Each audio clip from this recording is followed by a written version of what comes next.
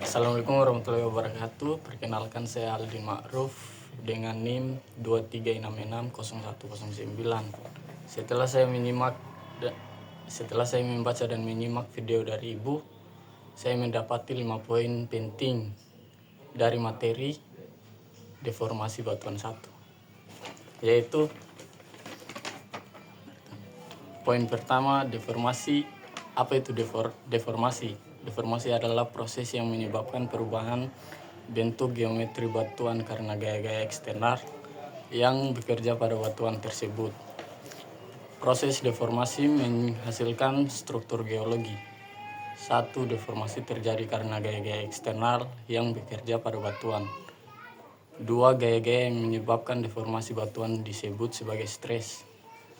3. Gaya yang bekerja pada bagian batuan menghasilkan sekumpulan stres dan jumlah deformasi yang disebabkan oleh stres.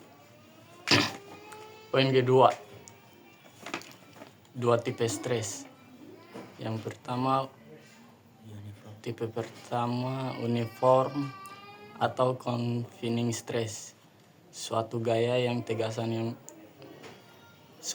atau tegasan yang bekerja secara seimbang ke semua arah. 2. Differential stress. Kekuatan stres tidak sama atau tidak seragam. Poin ketiga, yaitu 3 jenis stres. 1. Tensional stress atau extensional stress disebabkan oleh gaya eksternal yang arahnya saling menjauhi batuan. 2. Compressional stress disebabkan oleh gaya eksternal yang saling berhadapan dan saling menekan batuan. 3. Shear stress, gaya yang saling sejajar dan berlawanan arah dapat berakibat pada tergesernya dan berpindahnya batuan. Poin keempat yaitu 3 tahap deformasi. 1. Deformasi flat, deformasi elastis. Bila batuan atau material yang terkena deformasi kembali ke bentuk semula ketika stres dihilangkan. 2. Deformasi detail.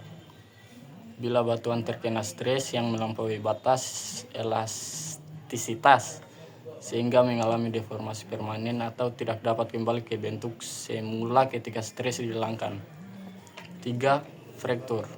Batuan atau material akan retak atau pecah-pecah.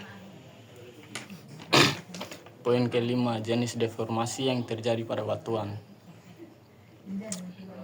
1. Temperatur pada suhu tinggi. Ikatan molekul yang terdapat pada batuan atau material dapat meregang dan bergerak sehingga batuan akan bersifat lebih detail. 2. Tekanan. Pada material yang terkena tekanan yang besar akan sifat retak menjadi berkurang dikarenakan tekanan di sekelilingnya, cenderung untuk menghalangi terbentuknya retakan pada material yang rendah akan menjadi bersifat retas dan cenderung menjadi retak. Ketiga, kecepatan deformasi. Bila kecepatan deformasi tinggi, material cenderung patah. 4. Komposisi batuan. Batuan yang didominasi oleh mineral seperti olivin,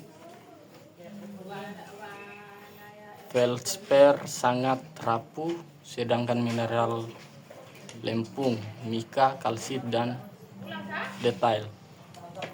Baik, saya akan melanjutkan penjelasan poin-poin penting pada materi deformasi batuan 2. Kekar atau join adalah rekan atau patahan pada batuan yang tidak menunjukkan pergeseran signifikan.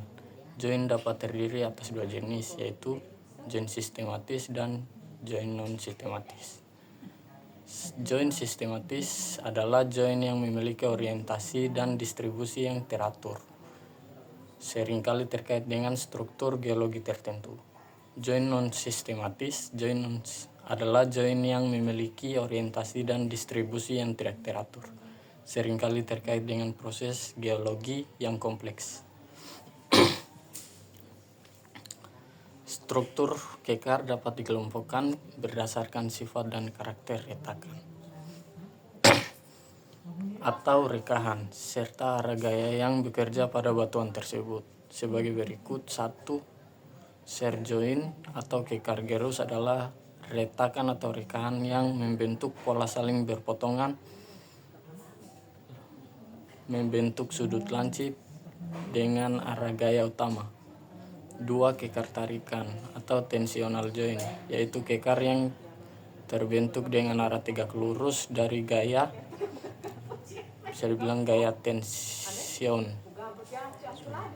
3. Kekar hybrid joint, yaitu merupakan campuran dari kekar gerus dan kekar tarikan, dan pada umumnya rekahannya terisi oleh mineral sekunder. Ciri-ciri kekar gerus dan kekar tarikan.